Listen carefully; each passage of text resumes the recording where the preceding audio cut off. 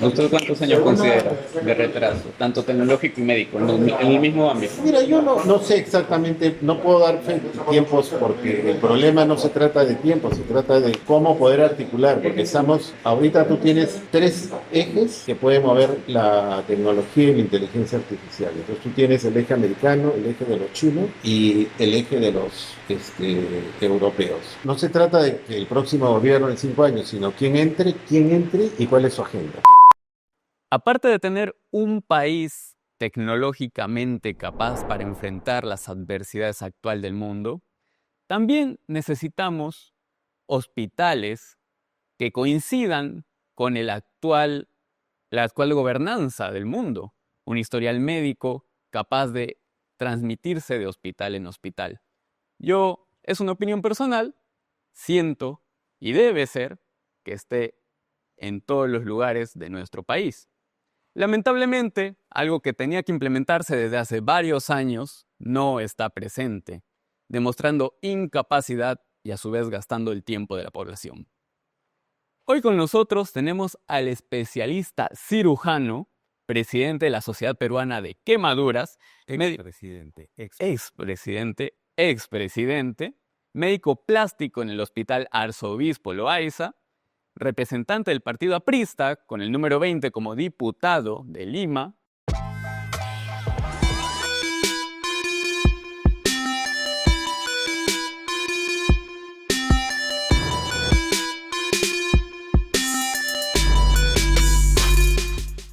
Walter Navarro. Buen día. Hola Adrián, bueno, estoy presentándome al partido, con diputados por Lima, con el número 20, con el partido aprista peruano. ¿Y cuál es el motivo y por qué razón o qué me motiva a presentarme al Congreso? Porque lamentablemente lo hemos conversado con muchos periodistas y con ustedes también en algún momento, que este Congreso es lamentable, la calidad de la gente que hay y que nos ha llevado a una situación de un gobierno, el cual tenemos ahora, creo, la mayor crisis de salud, crisis económica, crisis política y con un riesgo de la economía del país. Estamos todos preocupados cuál va a ser el camino que va a seguir el nuevo presidente. No nos olvidemos, yo no tengo absolutamente nada en contra con la edad, porque creo que la experiencia es buena. Estamos hablando de un presidente que tiene 83 años y un premier que tiene 84 años. Entonces, bueno, esperemos que su experiencia sea buena para poder gobernar este país. Pero así como la experiencia es buena, también tiene mayor riesgo de tener complicaciones, problemas. Y bueno, ojalá que podamos llegar al 28 de julio con una elección justa, adecuada, correcta y con los cánones de la democracia que se mantenga. ¿Lo consideran sus capacidades cognitivas? Bueno, el presidente ha tenido algunas declaraciones no muy santas que digamos, ¿no? Hablando de las niñas y de que podían casar y de los niños que podían casarse Que podían tener relaciones un poco cuestionables sus declaraciones. Yo creo que son declaraciones un poco desafortunadas y bueno, ojalá que esto no sea motivo para que tengamos problemas en políticas públicas o en gobernar de una manera que no sea acorde con lo que necesitamos y esperamos. Yo creo que ya estamos a 5 meses del nuevo cambio de gobierno y creo que lo que necesitamos es seguir adelante con algunas políticas importantes, como es el tema de la criminalidad o inseguridad ciudadana, como quieran llamarlo, y llevar a cabo las elecciones lo más transparente posible. Creo que esos son los dos temas fundamentales que debe tratarse en ese corto tiempo. manejarse en estos 5 meses que faltan. Bueno, seguir obviamente la política macroeconómica que nos ha permitido mantener al país con una estabilidad hasta ahora, a pesar de todos los cambios políticos y de presidentes que hemos tenido. Entonces yo creo que es importante tener el norte y el objetivo y espero que todos los que votaron y los que nos colocaron a este nuevo presidente estén atentos a que no salga de esa línea de la cual creemos todos los ciudadanos y estamos convencidos que debe seguir este nuevo gobierno. Quisiera hacerme una corrección. Dijo que ya no es presidente de la Sociedad de Quemaduras del Perú. No, lo fui hace ¿Cuánto un tiempo, hace muchos años. Dejé de serlo en el 2017 Entonces son cargos de 2 años y ya cumplí mi tiempo. Entonces nuevamente se nombran a nuevos presidentes. Pero además de eso, yo lo que quería comentarte soy cirujano plástico, obviamente. Yo estudié en San Marcos. Yo soy acá un alumno de la Universidad de San Marcos, de la Facultad de San Fernando, quizás la mejor universidad y que tiene actualmente, hablando justamente de la investigación y las tecnologías, la universidad que tiene la mayor cantidad de investigadores e investigaciones en el Perú. También hice mi especialización fuera del país, regresé. ¿En qué país hizo su especialización? Argentina y Brasil. ¿Por cuánto tiempo? He estado por 5 años fuera del país. Luego regresé y entré a trabajar al Hospital Loaiza, y ese hospital que es el emblemático del MINSA. Estoy más de 25 años trabajando ahí. Y justo me tocó la posibilidad, yo no digo suerte porque no fue suerte, sino la posibilidad de trabajar en el tema del desastre de Mesa Redonda, que fue un desastre en el 2001, que marcó una experiencia, una cosa terrible para el país, porque por un lado demostró la incapacidad del sistema de salud, pero por otro lado permitió de que se creciera la especialidad de cirugía plástica en el tema de los quemados. Estuvimos y generamos una serie de proyectos y trabajos que se hicieron en el transcurso de los años. Sin embargo, a pesar de eso, el Congreso de la República en el 2023 emitió una ley para que se cree por necesidad la unidad de quemados del Hospital Arzobispo Loaiza. Estamos hablando desde la época del 2001, han pasado casi 25 años y hasta ahora no se ha creado la unidad de quemados en el Loaiza. El Congreso sí promulgó la ley para que se cree. Tiene ley, pero no se tiene el habitante. Lo que pasa es que eso ya es responsabilidad del Ejecutivo y el Ministerio de Salud tiene que poner la plata para hacer esta unidad. Si hubiera un nuevo atentado, un nuevo...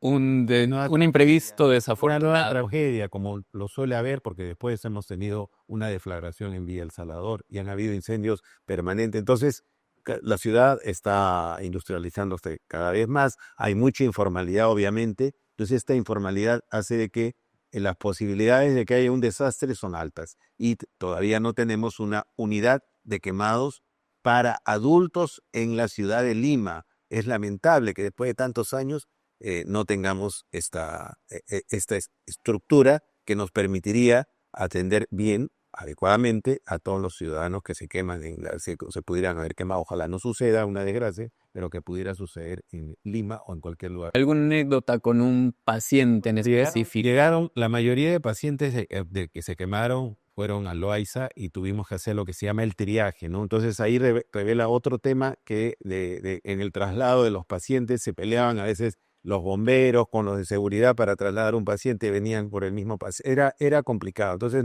en ese momento se demostró la incapacidad del sistema de traslado, el primer nivel de atención, y luego cuando llegaban a los hospitales, bueno, felizmente estábamos en momento, se había declarado emergencia, siempre se declara para ese, y el hospital estaba preparado para la emergencia, de tal manera que cuando sucedió este accidente, este incendio, se activaron rápidamente el sistema de emergencia, llegaron los pacientes y los pudimos atender. En triaje se eligieron los más graves, los menos graves, etcétera, y algunos a su casa después de darles algunos tratamientos. Entonces, ahí hemos tenido una serie de pacientes y les cuento una anécdota que sí fue grata. Cuando terminó todo este proceso, el quemado es un paciente muy complejo que tiene y demora mucho en recuperarlo y hay que injertarlo, hacerle muchos tratamientos, pero además el gran problema es que cuando sale van a tener siempre la secuela de la quemadura, no solamente física, sino mental, porque todo lo que ha pasado, eso no se va a olvidar nunca. Entonces, cuando terminó la mayor cantidad de pacientes ya los teníamos para dar de alta, pedimos el apoyo de un estilista que era muy famoso en ese momento, que no sé si se acuerdan ustedes de Marco Antonio, que tuvo la gentileza, ya falleció lamentablemente, ella tuvo la gentileza de brindarnos sus servicios para darnos, y ahí comenzó lo que posteriormente, ya después en los otros programas, se hacía el cambio de look. Entonces, a todos los quemados, a las mujeres quemadas y a algunos hombres, los llevamos para que le hagan cambio de look, y en un Día Internacional de la Mujer del año 2001, perdón, eso se publicitó en los medios de comunicación. Fue una experiencia grata porque los pacientes de alguna manera mejoraron su autoestima, uno les dio algo y eso es lo que uno ha venido como médico acá al país y en general, ¿no? A servir a los pacientes que uno atiende. Entre todo el caos siempre hubo algo grato ahí. Siempre se encuentra cosas buenas y uno tiene que buscar lo positivo dentro de la negativa. Ahora, yendo por el lado del partido, en el partido aprista, yo sé que... Perdón, yo le quería comentar porque había hablado del tema de los quemados, pero ahora voy a hablar también del tema de mi formación política, porque yo soy aprista desde los 14 años, pero además hice el doctorado y la maestría con el Instituto de Gobierno del presidente Alan García, que estaba en el Instituto de Gobierno que fue uno de los mejores institutos, todavía está funcionando, pero creo que la muerte del presidente fue algo que devastador, incluso disminuyó la historia de ese instituto. el partido. Pero hice el doctorado y maestría con él y por supuesto con los docentes que él invitaba y que invitaba de todas las corrientes políticas. Era totalmente democrático. Había gente de derecha y de ultraderecha como había gente de izquierda y a la cual nosotros abrevamos todos sus conocimientos. Y luego la experiencia y bueno, el trabajar y en el Estado me permitió ser asesor de 2 ministros de salud y asesor principal de la Comisión de Salud del Congreso de la República el año pasado, desde el 2004 hasta abril del 2025. Ahora usted siendo aprista desde muy joven, desde la adolescencia hasta la actualidad, ¿ha visto que en el partido las personas mantienen el mismo interés después de incluso el fallecimiento de este personaje célebre que es Alan García? Bueno, el partido en principio tiene como un líder que es Víctor Raúl Haya de la Torre.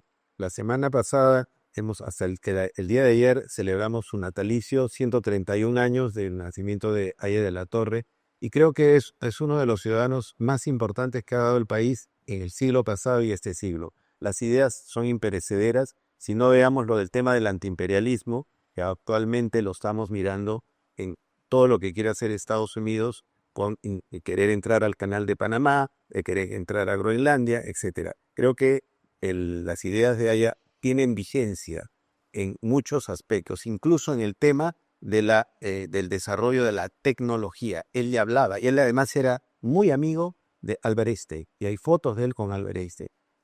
Haya de la Torre tuvo una mirada del país como muy pocos lo tuvo, y creo que esa mirada lo supimos ver mucho de los antiguos apristas, que todavía hay algunos históricos, y los que esa impronta ha quedado para que todos los peruanos, todos los apristas jóvenes, bueno, no tan jóvenes como es mi caso, sigamos en la línea de Víctor Raúl Haya de la Torre. Obviamente Alan García fue uno de sus alumnos. ¿Y qué cosa es lo que se celebra fundamentalmente en la Semana de la Fraternidad? Porque la palabra fundamental que nos enseñó Víctor Raúl fue fraternidad, que viene de frater en francés, que significa hermano. Entonces, esa hermandad es lo que falta, creo yo, en este país. Vivimos en un país donde hay hay mucha pelea, mucha discusión entre un grupo y el otro, la izquierda versus la derecha, la ultraderecha versus la ultraizquierda. Entonces estamos muy polarizados, es una sociedad o un momento muy polarizado, y no solamente en el Perú, pero creo que el partido lo que le da, además, que es el único partido que tiene más de 100 años de vigencia en el Perú, lo que te da una mirada que tiene además una ideología, tiene doctrina e ideología. Creo que ninguno de los otros partidos, salvo excepciones, quizás Acción Popular y el Partido Popular Cristiano, pero creo que ningún otro tiene ideología y son la mayoría vientres de alquiler y que se formaron para llevar a tal o cual persona a la presidencia y después se hereda al hijo o a la hija o lo que sea. Entonces, creo que es importante tener en mente que la ideología es fundamental en momentos donde la gente no cree tanto en la política porque ve partidos de cascarón y vacíos. Entonces yo creo que del aprista joven, el aprista de mediana edad y el aprista histórico tiene la impronta del concepto de la Torre y que son dos cosas básicas, que es la libertad y la justicia social. Son los dos elementos que nos llevan adelante a seguir luchando por mejorar este país. Me han mencionado sobre su ideología, sobre el Haya de la Torre, pero no al punto en sí que le he preguntado si la población en general sigue manteniendo el... En general no lo sé, me habla de la población aprista.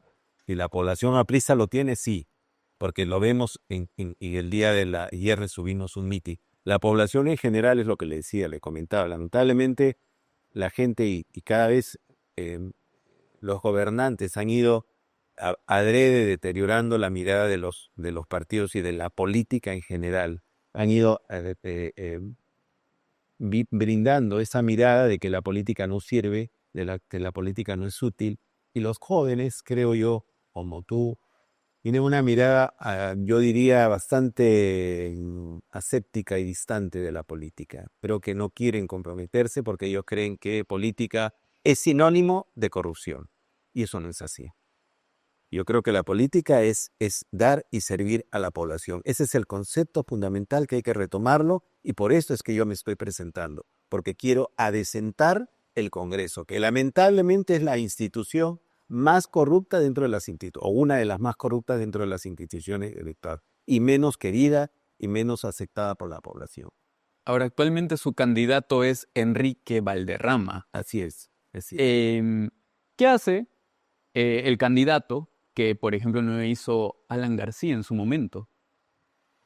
Lo que está haciendo es nuevamente nuclear a toda la gente, porque no nos olvidemos que después de la muerte de Alan, como que hubo un momento de crisis, de buscar de un liderazgo, de un nuevo liderazgo, eso es así. Hubo un momento de estancamiento, se congeló. El partido entró en que como todo partido, como todo sucede, ¿no? Hay momentos de crisis y de caos, pero muchas veces después de esa crisis y ese caos sale algo mejor. Entonces, yo creo que hay acá un reverdecer, un nuevo líder que, como Quique Valderrama, es un joven que creo que tiene ideas muy nuevas, renovadas, porque de eso se trata. Los jóvenes tienen ideas más frescas y con cosas que a veces los mayores nos cuesta aceptar. Pero bueno, el tema es siempre estar dispuesto a tener la mente abierta y ha habido elecciones, no nos olvidemos además que es el único partido que ha hecho elecciones internas, un aprista, un voto, un aprista, un voto. No ha habido ningún otro partido que haya hecho una elección interna y que además logró democráticamente elegir al candidato. Entonces cumple con las ideologías del partido. Les guste o no les guste a los que perdieron y les guste o no les guste a los que estamos en la base del partido, pero ganó y hay que aceptar. Y eso se trata la democracia, de aceptar los resultados que los ciudadanos, en este caso los ciudadanos apristas, decidieron un 30 de noviembre, que fue el día de la elección interna del partido aprista. Quisiera que conectemos un poco con la juventud. Usted sabe que ahora el celular es inmutable en nuestra sociedad, que es lo que utilizamos en todos los días. ¿Me podría, para relajar un poco también los aires, me podría mencionar aplicaciones que utiliza su día a día para administrar sus movimientos políticos, por ejemplo? Bueno, en general, uno tiene que trabajar, no solamente desde ahora, pero desde hace mucho que uno tiene el celular a la mano y tiene que trabajar con las redes sociales, tiene que trabajar para tener contacto con mi profesión. Yo tengo que tener manejo en redes sociales, con Instagram, Facebook, TikTok, para poder llegar a mis pacientes y a mis clientes, para poder tener llegada y que me conozcan, porque ahora los jóvenes ya no miran tanto el correo electrónico y entonces tú tienes que trabajar más con tu celular.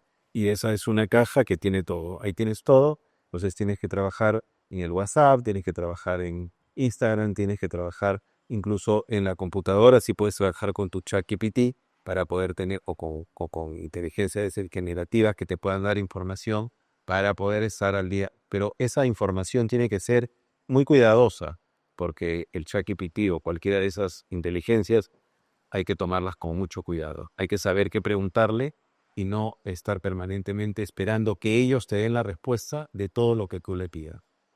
Y en nuestro caso hemos esperado una respuesta de alejándonos un poco, ya esperando una respuesta, no de ChatGPT, sino de un gobierno que yo lo considero estancado. ¿Cuál es el error más crítico que se ha detectado como un parásito en el apartado estatal? En su formación médica, claro, desde ese punto como un especialista cirujano, ¿qué es lo que arrancaría de raíz en este apartado estatal estancado? Yo creo que la primera medida que yo haría como diputado por Lima, el número 20 es mi número, marquen las 5 estrellas y escriban el número 20. Y yo lo primero que haría es meritocracia, porque la gestión de cualquier institución se basa en que tengas líderes a todo nivel. Y creo que eso es parte de lo que tiene el partido aprista. Es un partido que tiene liderazgo y tiene muchos técnicos en todas las áreas. Por eso es un partido que tiene tantos años y que siempre ha estado formando en todas las áreas: salud, educación, economía, etcétera, en recursos humanos, seguridad. Entonces tenemos un plan que evalúa todo, pero tienes técnicos capaces que pueden entrar a gobernar y hacer una gestión inmediata. Entonces, esa es una de las primeras cosas que yo haría, la meritocracia. El otro gran problema, no nos olvidemos que el Perú tiene 3 problemas coyunturales importantes. El primero es el tema de la inseguridad ciudadana. Eso es lo principal. Eso es el principal problema actualmente. Y esa inseguridad ciudadana viene de la mano justamente de la informalidad, de que no hay un control del Estado. El Estado es un Estado ausente, por lo tanto el ciudadano se siente en la... Abandonado, si se le podría decir. Claro, y eso se demostró en algo que nosotros lo vivimos mucho. Vivimos en la época de la pandemia, fue algo que yo también lo viví. Yo estuve trabajando en la época de la pandemia y la verdad que eso lo que demostró es que el sistema de salud está fragmentado, está ausente, como bien dices, en muchos lugares, y que además no tiene capacidad como para darle atención a la población. No nos olvidemos, mira, ahora, a pesar de que pasó ya la pandemia, tenemos largas colas para atenderse. La gente se tiene que levantar 4 o 5 de la mañana, tiempos de espera para cirugías, no hay medicamentos, los hospitales están obsoletos, los centros de salud cerrados en mucho lugar por falta de capacidad. Entonces, lo que tenemos que trabajar es a diverso nivel. Pero creo que lo más importante es el capital humano. O sea, el capital humano es lo más importante. Y eso significa que tienes que tener líderes y planteamientos que puedan llevarse a cabo. Porque incluso hay mucha información. Hablaba del ChatGPT, puedes tú conseguir de pronto un programa, como le dijeron a Forza, si mal no recuerdo, un candidato, que fue con un programa de ChatGPT en una entrevista. Con su plan de gobierno. Con su plan de gobierno. Le mencionaron que cómo a la IA, qué le parecía su plan de gobierno y... Claro, por eso te digo, no le gustó. Probablemente era algo así, ¿no? Que lo ha hecho por la IA, pero lo cierto es que podemos en él, pero el capital humano sí no lo consigues así de la noche a la mañana, y hay que tenerlo listo, preparado, y hay que preparar además más capital humano. Entonces, hace poco tuvimos un evento de una empresa, de una institución muy importante, y que habló justamente del capital humano en muchas áreas del gobierno, y dentro de ello de la salud y de la educación, que es fundamental. Para mí, salud y educación son los ejes fundamentales si queremos avanzar como país. Y ahí se mostró que en un estudio comparativo entre Brasil y Corea, ambos invirtieron en conocimiento y capital humano, pero Corea lo hizo más. ¿Y quién ha crecido más? Estamos hablando de Corea, que tiene ahora un desarrollo espectacular en todas las áreas, sobre todo en tecnologías. Me lamento que tengamos que compararnos con otros países, pero también pienso... No he mencionado a Perú, pero Perú, si lo comparamos, está mucho menos. Y también pienso que han pasado ya 3, 4 años desde la época del COVID. Se supone que ya deberíamos tener un estado médico más profesional, más seguro, y seguimos con lo mismo de hace 7, 8 años. Lamentablemente, la democracia a veces es a veces una democracia boba.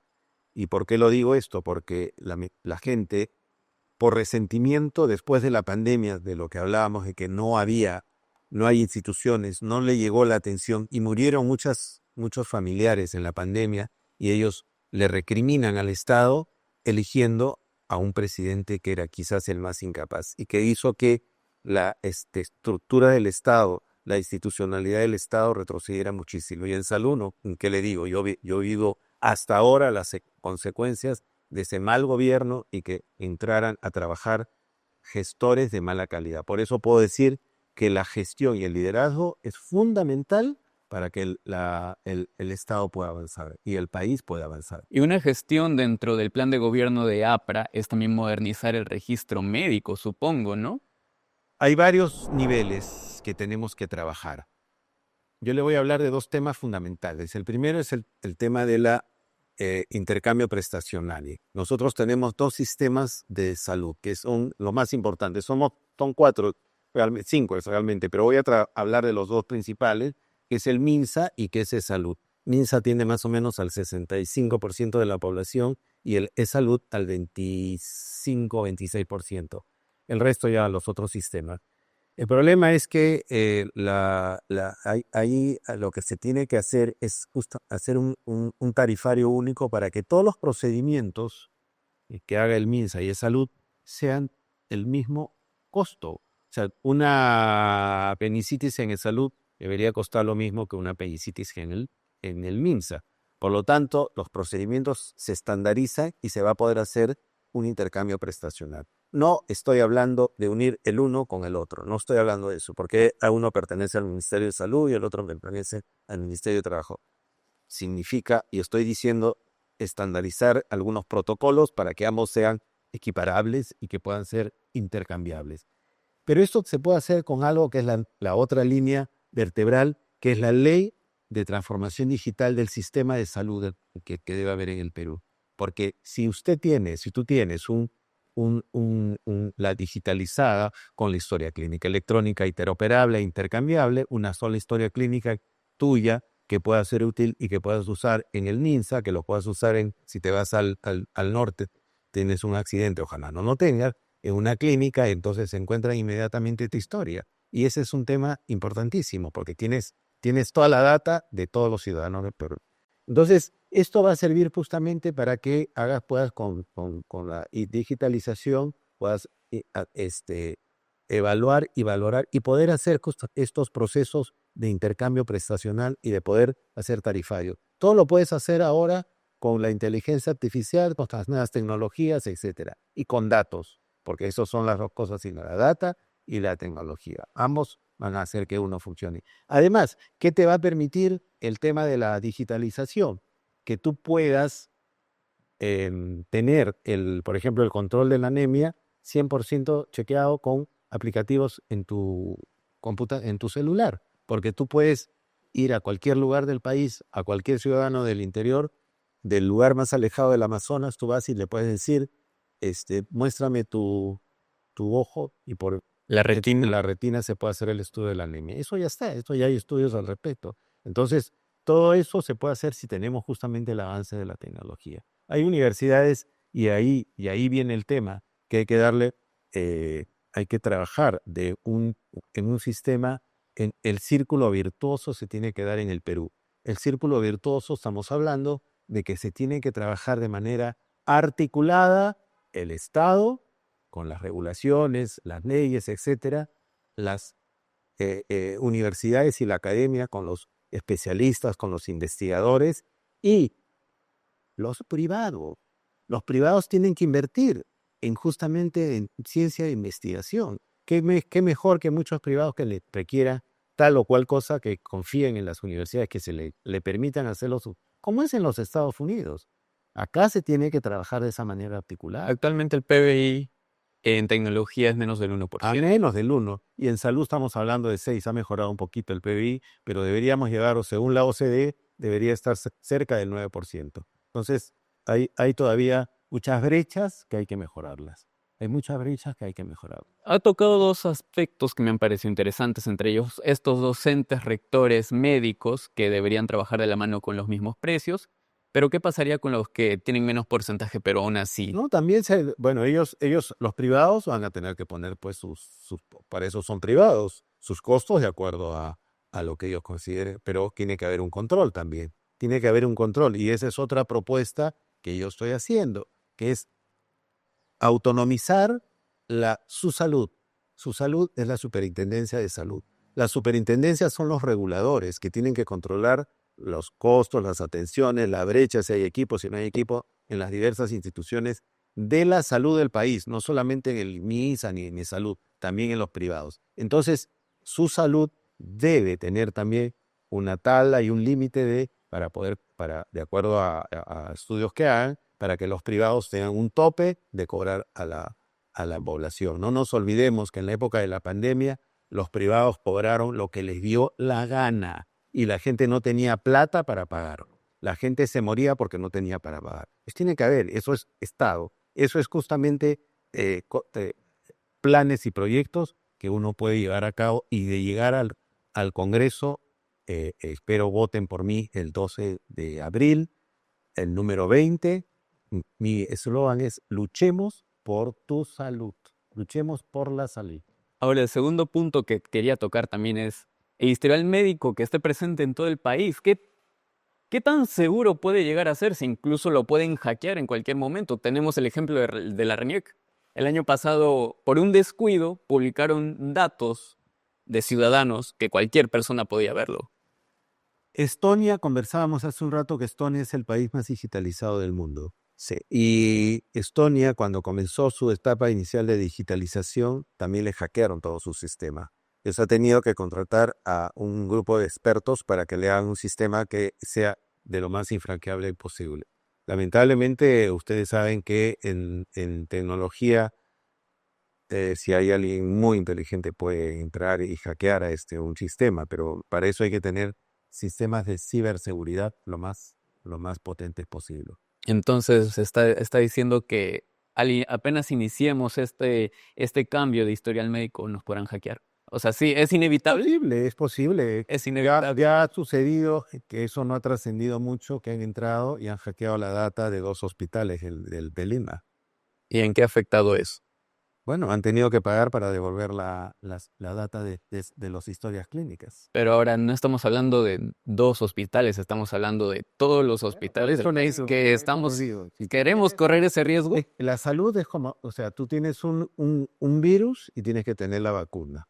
Entonces, en el caso de las historias clínicas, si intentan entrar para robar a los hackers, tú tienes que tener la vacuna preparada para poder evitar eso. Entonces, lo que tienes que hacer primero es generar un sistema de tecnología importante, digitalización en la salud, y a su vez la curación para esos, o en todo caso la prevención, porque de eso se trata la salud, prevenir. La salud es prevenir, y en el caso de la digitalización habría que tener un sistema para de prevenir que no te robe la información. Esperemos eso, que así pase y que no ocurra como con la RENIEC o con la PNP. Así es, esperemos. En su plan de gobierno se habla sobre la telemedicina. La telemedicina es un elemento importante justamente de ese sistema, de la digitalización de la salud, porque la telemedicina debe ser parte importante de la atención de salud, sobre todo en los lugares más alejados. Eso es parte de la atención. Cuando tú planteas cuando se plantea esta ley de transformación, tienes que ponerlo y decir de que todos los sistemas de salud tienen que trabajar con telemedicina. Entonces, lo que se tiene que hacer es, además de implementar, acá hay 2 temas. Tienes que implementar la digitalización en los diversos lugares del país. La red digital más o menos cubre, tengo entendido, alrededor de un 50 y pico % de la población. Hay alrededor del 40% que no le llega la internet, no le llega. Entonces, tenemos que tratar de digitalizar. Ahora hay sistemas muy modernos con Starlink de Elon Musk que puede ponerte para que llegue al lugar más alejado la internet y que puedas estar digitalizado y puedas tener atención en cualquier lugar del país. ¿Y ya ha tratado con este tipo de tecnología la telemedicina? Claro. Nosotros hacemos telemedicina. Yo trabajo en el Loaiza. ¿Con qué regiones? Primero con todo el país, con todos los países que están interconectados con el MINSA, ¿no? El MINSA tiene, en ese sentido, tiene una buena llegada a muchos lugares y tenemos justamente la atención de telemedicina. Esto se mejoró mucho en la época de la pandemia. Como no podía la gente trasladarse, viajar y atenderse de manera presencial, incluso que en Lima, entonces se incrementó rápidamente la telemedicina. Y muchas de las atenciones que se hicieron incluso teníamos la estadística, no me acuerdo ahora, de la cantidad de gente que se logró atender en la época de la pandemia por telemedicina. Entonces, eso se evolucionó para bien muy rápidamente y esto ha venido a quedar como parte de la atención en la salud, en el MINSA, en el salud. El salud incluso tiene un sistema mucho más avanzado que el MINSA. Ese es el gran problema, porque debería haber un solo sistema en todo el país. ¿Por qué tenemos que tener un sistema que el MINSA mantiene su propio sistema digital, salud tiene su propio sistema digital, los privados, cada hospital tiene su propia historia, sistema digital, cada clínica? Entonces, debe generarse un sistema único con algunas cosas particulares, el tema de costos, etcétera, pero en general debería haber un sistema digital único y una institución que lo maneje adecuadamente. ¿Y podría confirmarnos que la telemedicina sí es efectiva? Claro que sí es efectiva, por supuesto. Tú puedes atender, incluso ahora tú puedes, si estás en un lugar muy alejado y hay un paciente que requiere una cirugía de emergencia, lo puedes manejar desde Lima, ¿no? Ya ha sucedido que con los profesionales de ese lugar y las recomendaciones, porque a veces no es posible trasladarse por temas de tiempo, de emergencias o por temas del mal tiempo que no pueden ir con el avión o por tierra. Entonces, se puede trabajar y eso ha sido y es muy, muy útil para los ciudadanos, para los pacientes. Su plan de gobierno indica que el 93.36% de los hospitales tienen una capacidad instalada inadecuada. Así es. ¿Qué proyectos de ley impulsaría para la renovación de este equipo logístico? Nosotros lo que estamos planteando es un shock de inversión y de infraestructura con una unidad de destrave. ¿Qué significa esto? No nos olvidemos que actualmente tenemos 64 hospitales que están en problemas, arbitrajes, denuncias, problemas legales. Entonces, hay un hospital, el Hospital de Lorena del Cusco, que tiene más de 10 años que está inactivo y no hay forma de avanzarlo. Entonces, la idea es tener esta shock de inversión, declarar en emergencia, obviamente, a la salud, un shock de infraestructura y esta unidad de destrave. Este es un grupo de expertos que lo que va a hacer, obviamente, que habrá pues abogados, economistas, etcétera, de todo tipo, para generar que estos hospitales en el menor tiempo posible sean trasladados y sean utilizables y utilizados por los ciudadanos, por los pobladores que tanto requieren atención. Además, no solamente estamos hablando de hospitales, sino de muchos centros de primer nivel, de centros de salud, primer nivel de atención. Otro tema que quiero comentarles, que es que el 80% de la población peruana debería ir a los centros de primer nivel de atención y el 20% debería ser recibido en los hospitales. Lamentablemente, como los centros de primer nivel de atención no están funcionando, o muchos de ellos no están funcionando, o están inadecuadamente equipados, entonces la gente prefiere, o no hay profesionales, porque una cosa es que el equipamiento, la infraestructura del local, pero también es importante el capital humano, que lo mencionamos. No hay a veces profesionales para atenderlo. Entonces, ¿qué hacen los pobladores, los ciudadanos? No, mejor prefiero irme al hospital, ahí me van a atender mejor. Resulta que todos van al hospital y viene ahí el hacinamiento de los pacientes en los hospitales, las largas colas, emergencias llenas, etcétera. Porque tú, por ley de emergencia, si llega un paciente, no le vas a decir, no te atiendo, tienes que atenderla.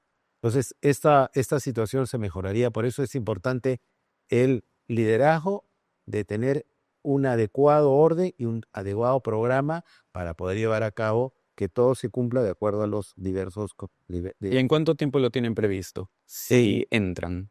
¿En cuánto tiempo? Yo creo que 1000 días podemos haber solucionado mucho de lo que estamos comentando. 3 años y medio. No, es que hay cosas que hay que hacerlo, porque la parte de 1000 días estamos hablando de bajar, por ejemplo, la anemia, llevarla a cero de 1000 días, a cero. Esa es la idea, la anemia. Eso no se puede hacer de un día. La anemia no la puedes bajar de un día para otro. Tienes que ir trabajando a diversos niveles. No nos olvidemos que el Perú, y ese es otro tema que quiero decir, vive una inseguridad alimentaria. Siendo el país donde se come mejor en el mundo, el país que tiene los récords de los mejores restaurantes, el 41% de su población tiene inseguridad alimentaria. No se alimenta bien. Entonces, esos temas, y ahí viene el tema de la anemia asociada a esa falta de alimentación, que tiene que ver no solamente con que no hay alimentos, sino que nos alimentamos mal. Nosotros nos alimentamos mal. Comemos mucha comida chatarra, alimentos ultraprocesados, bebidas gaseosas, prohibido, debe ser prohibido, eso es el mayor daño que hay. Pero bueno, esto es parte de la inseguridad alimentaria que hay ahora. Y que la inseguridad alimentaria va asociada actualmente en Perú con la inseguridad ciudadana. Ahora, ambos están asociados. La anemia se encuentra fuera de la capital, o bueno, en su Lo mayoría, hay acá también, lo hay acá. tanto en el exterior como en... Obviamente en Lima como en las provincias. Puno es una de las regiones con más alta incidencia de anemia, ¿no? Puno, Cajamarca, etcétera. Obviamente en las zonas del interior es donde más anemia tenemos. ¿Y ha previsto que se puede utilizar tecnologías como la del blockchain para prevenir la anemia? Claro. ¿Qué tal le parece esta idea El revolucionaria? sistema de blockchain se puede usar justamente para lo que hablaba, ¿no? De ver cómo la información que nos llega de ver la retina de los ojos se puede usar con blockchain. Muy bien. Otra pregunta. ¿Qué medidas tomará desde el Congreso para asegurar que los insumos especializados para injertos y cremas generativas se incluyan en su propuesta? Tiene que haber una reforma, una revolución también ahí, y le estamos planteando que tiene que generarse la superintendencia de alimentos y medicamentos, al estilo de lo que es la FDA en Estados Unidos, que es la Food Drug Administration. Entonces, ellos tienen, la FDA tiene incorporado dentro de su normativa el tema del uso de nuevas tecnologías, de medicamentos nuevos, de todo lo que significa la medicina regenerativa, células madre. El problema es que son de alto costo. Exactamente, pero para eso tienes que implementar y por eso tienes que trabajar con un presupuesto y tienes que trabajar para hacer un proyecto de ver cómo estas enfermedades y estas soluciones, porque son las enfermedades las que son las enfermedades de alto costo, cáncer, por ejemplo, enfermedades raras y huérfanas que requieren medicamentos de alto costo, pero tienes que cubrirlos, porque son ciudadanos y el Estado está obligado a darles el servicio. Entonces tienes que hacer justamente un proyecto que quedó pendiente con un financiamiento para ver cómo se genera el recurso para estos problemas y estas patologías. Su plan de gobierno reporta un alto índice de violencia contra mujeres y niños. Bueno, eso ya viene de toda la vida. Pero en su práctica médica, por ejemplo, como un protocolo legislativo, ¿qué propondría en los casos de quemaduras por agresiones? Ya estamos pasando donde no es un accidente, sino es un hecho que pasa con alguien que ha sufrido un caso de agresión. En este caso, que sean detectados, ¿cómo podrían denunciarse inmediatamente? Bueno, uno de los temas que comentamos al inicio, o cuando hablaba de los problemas estructurales, es de la inseguridad ciudadana y de la criminalidad. Lo que está llevando a la inseguridad ciudadana y a la criminalidad es a que los índices de problemas mentales sean altísimos. Entonces, hablan incluso de 8 de cada 10 personas tienen problemas de salud mental, leves o graves, pero tienen.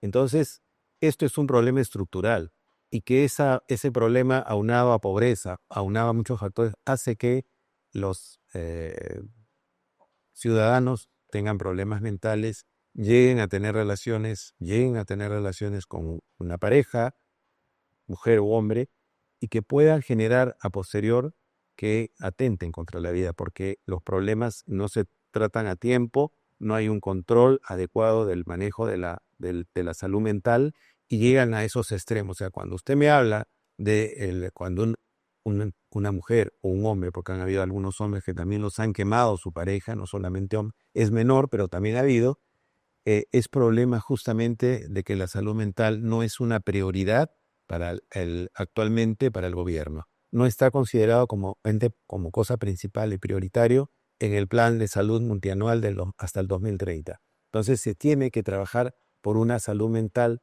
que pueda llegar a todos y de manera preventiva. Y eso se tiene que trabajar en los colegios, se tiene que trabajar en las comunidades y se tiene que trabajar, hay centros, hay centros, el ministerio trabaja con los centros comunitarios de salud mental. Entonces se tienen que implementar en mayor cantidad y ahí hay que a trabajar con la comunidad, hay que trabajar con las iglesias, incorporar a los jubilados.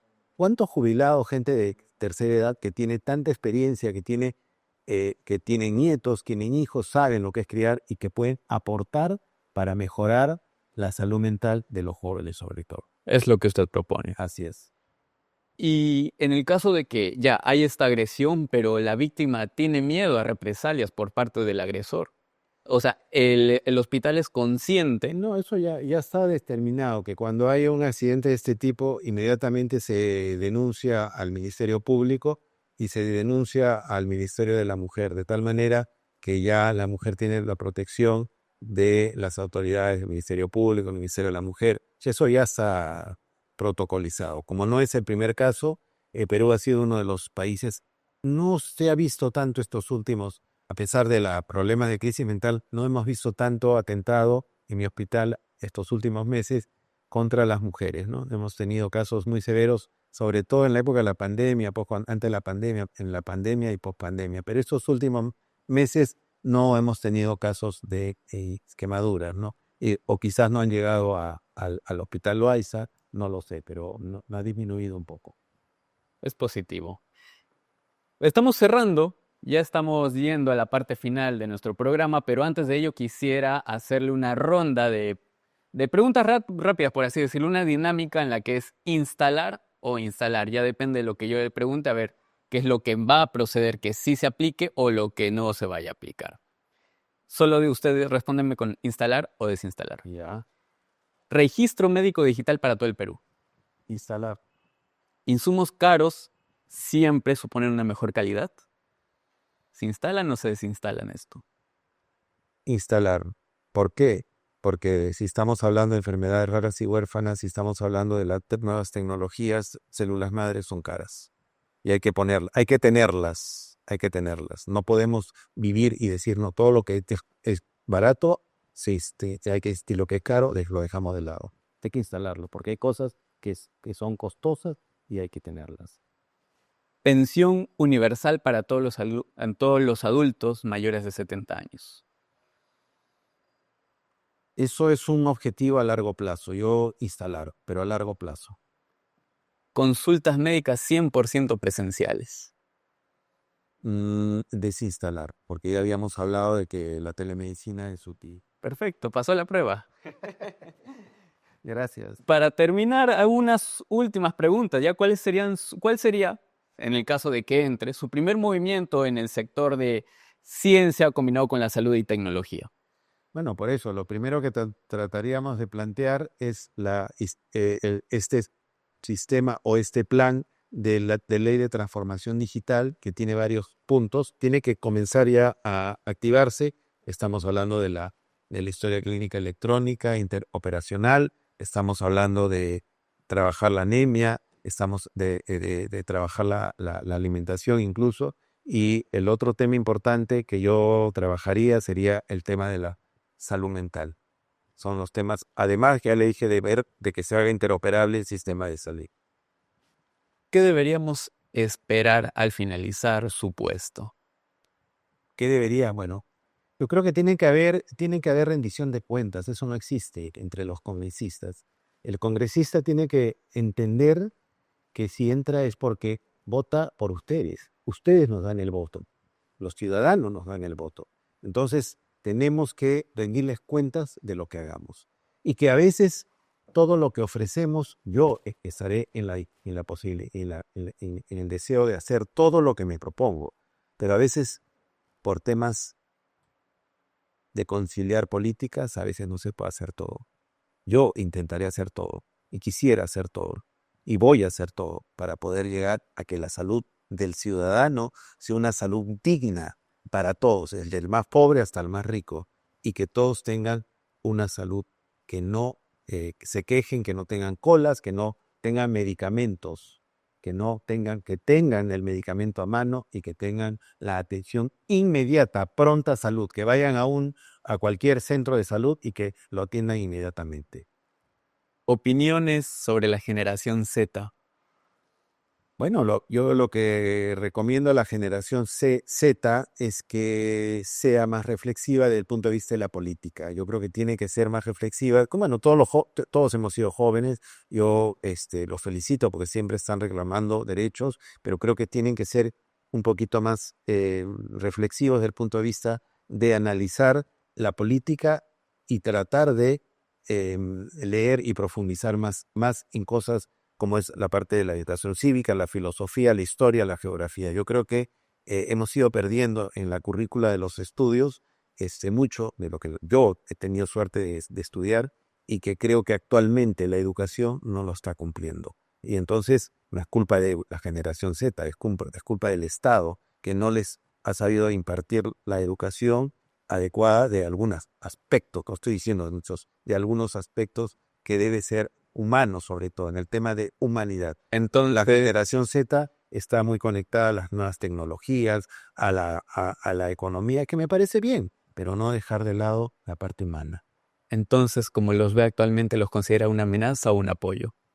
Hay que trabajar siempre todos unidos. El partido aprista es su filosofía, unir. Solo unidos podemos vencer las taras y los problemas de este país. Entonces, ¿cuáles son sus intenciones con esta nueva generación? Incorporarlos. Y yo creo que ellos pueden dar y deben dar mucho. Tienen muchas... yo trabajo además con ellos ahora en mi plan de campaña con muchos jóvenes de la generación Z y me dan ideas fabulosas. Entonces hay que trabajar, hay que juntar la experiencia con la renovación de los jóvenes.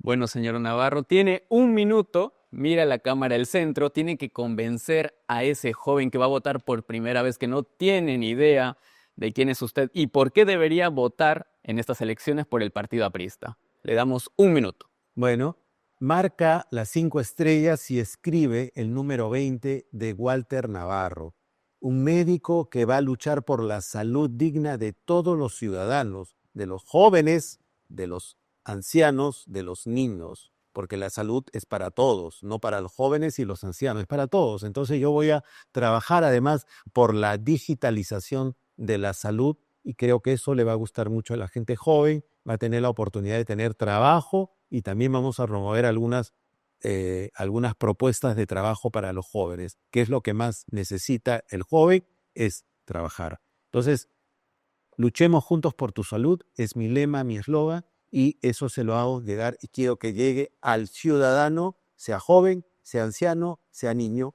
que voten por mí, sobre todo los jóvenes y los ancianos, y marca las 5 segundos. Y escribe el número 20, doctor Walter Navarro. Listo. Lucha por tu salud. Señor Navarro, muchas gracias, señor candidato con el 20, diputado de Lima. Muchas gracias por haber estado todos ustedes con nosotros. Veo a alguien que tiene una visión tecnológica médica que prioriza la seguridad, la educación y la salud ante todo. Ya depende de todos los espectadores que van a ver este episodio de cuál es su próxima elección.